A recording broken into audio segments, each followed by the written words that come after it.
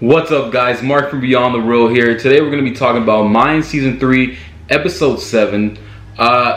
Finally, we're able to get a more fast-paced episode, and I really did enjoy it. It was fun. Well, I wouldn't say fun. I would say more brutal. It was a brutal episode where finally the war is coming to a head, and we're seeing the Mayans finally clash, and we're seeing how these kings operate. So I'm really looking forward to seeing where this war goes. As soon as the episode starts, we see Angel beat down one of the Mayans that was talking to his girlfriend, and it was just like, man, this is really brutal. I thought they ended up killing him, but they didn't. The Mayan, he actually ended up living. I think another Mayan died later on at the end of the episode, though. But there was a lot going on. One of the things I want to talk about first is Galindo. I'm glad we didn't have to deal with Galindo or Emily. I was just tired of seeing, them and their storyline. I was tired of it. And it's nice seeing the interactions between, Emily and her sister and then their child, Cristobal. But other than that, there's nothing else that, Galindo is needed for. Maybe later on, Santo Padre, they might need Galindo to help him out. But, other than that, he's not needed, at all in these first couple episodes. He's not needed, but he's there.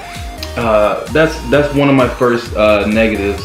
My second negative, Adelita and her storyline too is just like it's like they're trying to force us to like her, and it's just like the first two seasons they were good, but they weren't good because of her. So I was kind of let down at the fact that we had to see more Adelita, and it had nothing to do with Angel. It's like that storyline just totally vanished, and now it's just Adelita focusing on rebuilding what was hers. And yes, she ended up killing one of her lieutenants that was with her at the beginning, and it's just like when that happened, it didn't really shock me. It wasn't shocking at all. It's like I really didn't care about that character, and I don't care about her storyline, so why would I care about the guy? Why would I? My third negative is Coco. The storyline at the beginning of the season was fine. He's dealing with drug problems like how his mom did, and he's just falling into that trap. That was fine. But now he's just...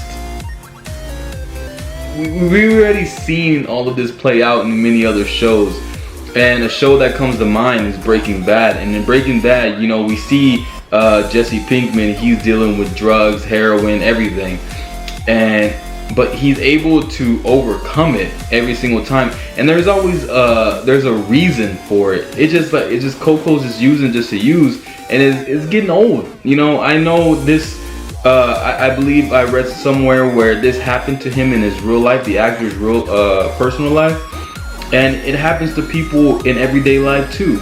It's just in shows there's a lot of time, but there's not a lot of time for each character, and I thought this storyline for Coco would have been over at least by the 4th episode, at least. Even on this one, at the end of the episode, before that, he talks to Letty and basically said, fuck you, and I don't need your help. That's basically what he was trying to, get at. Because she was trying to offer him help, and he was denying it. And then later on we see that Hope comes back, and I actually do like the dialogue that he was speaking to Hope, that he was just describing the drug. I do like that. And Hope was confused. She was like, you're probably not talking about me. And he was like, I'm talking about both of you. But I really do believe he was talking about the drugs mostly. But at the end of the episode, he ends up overdosing, and I'm pretty sure Coco's not gonna die. I'll be surprised if he dies this way. But I can honestly say, something that's probably gonna push him, to get himself clean is going to be Letty, and it's going to be the death of Hope. That's what I think is going to happen on the next episode, that we're actually gonna see Hope. She's gonna pass away, and that's gonna bring Coco back into the mix. Also, I do have one more negative. Sorry guys, sorry for the negative parts of it, but there's a lot of it I like. Coco, he's never with the club, like ever, and I'm always wondering, where is he? You know, we know where he is, but is Bishop wondering where Coco is? Is Easy, you know, anybody? You know, did anybody relay the message that Coco is doing cocaine, heroin, all kinds of drugs? Is anybody mentioning that to Bishop? You see, one of the things I can take from, you know, like Sons of Anarchy, Clay always had his guys in check. Bishop doesn't. Especially when Bishop talks, when Angel talks. You know, Angel has great lines, especially the line when he was, you know, saying, you know, Easy's my brother. You guys from Stockton, you guys aren't. I actually do like that line. But Bishop doesn't keep his guys in check. They're always, you know, speak out when they're not supposed to. You know, when you have Diaz and you have Bishop talking, and Diaz from the Oakland Charter, which is cool. I wish we'd see more Suns, but you know, Bishop, he's never in control, I guess. And not knowing where Coco is, I feel like is a mistake. And maybe he's thinking of it in his head. I don't know. Maybe not. I'm not sure. But I think that's all the negatives I have for the episode. For, you know, the positives, everything else was great. You know, the pacing was great. You know, the dialogue was great. You know, seeing Gabby was great again also. You know, there was a lot of things going on in there. I like that Gabby doesn't know a lot about the club. Of course, she's seen that someone shot Easy, but she doesn't know. And, you know, in Sons, we seen, you know, like Gemma, Tara, all of them, Wendy, all of them knew life. They all did. And now we see someone like Gabby, she doesn't know. She's just trying to be a nurse. She's just trying to, you know, live her life and be, you know, have a boyfriend. That's what she's more looking forward to. But of course, it's going to get darker and she's going to see more of the reality of what, you know, Easy does. So it was nice just seeing Gabby, the more lighthearted at the end of the episode. And even in the middle, when she was just talking to Easy during the phone before, you know, the hotel fight. The hotel fight was great.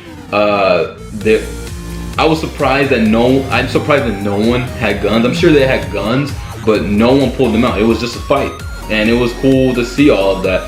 And you know, the other crew, the other minds that were getting the upper hand on Bishop and the guys. And finally, you know, Taza, he grabbed his knife and he stabbed two of them, and Bishop just headbutted the heck out of Diaz. And you know, Easy can handle probably 5 guys if he wanted to. With those arms, it's crazy what he can do. And and Angel, he was holding his own. He was getting hit with a bat, and he was holding his own. So, you know, Santo Padre, they really are doing, you know, they're showing, you know, who's boss. You know, even though they have little numbers, they're showing who is boss. Like I said, maybe later on they bring Galeno in, and it helps. You know, maybe Alvarez has a compromise. Maybe, you know, something like that. And that'll be pretty cool to see. I would be down for that. What else happened? At the end of the episode, Easy kills Ramos. You know, I was surprised. I didn't know Easy. I can't remember if it was in the previous 2 seasons. I don't know what season it was, but if Easy had that cop on, I don't know if they're on the payroll or not. I can't remember. If you guys can remind me in the comments, just go ahead and remind me. But the cop pulled over conveniently. That's where Ramos said, "Hey, pull me over right here so I can get the cuffs off because they're getting too tight."